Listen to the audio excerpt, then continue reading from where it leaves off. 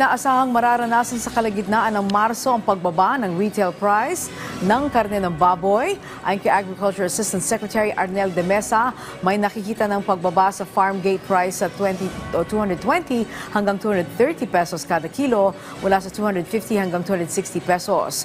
Bukod dito, batay sa naging pulong ng DA sa stakeholders sa hog industry, nangako din ito para mapababa pa ang presyo pagdating sa logistics at transportation para mabawasan ang retail price.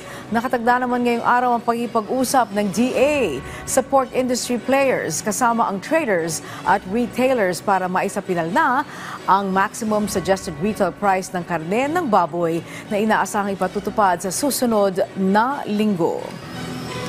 Yung last na agreement ng pag-uusap ng mga stakeholders sa hog industry, una na dapat bumaba yung presyo at meron nang nakikita na mga pagbaba. Actually, una, yung sa farm gate natin, tumaas yan to a level na 250, 260. Now we're seeing 220, 230, maximum siguro 214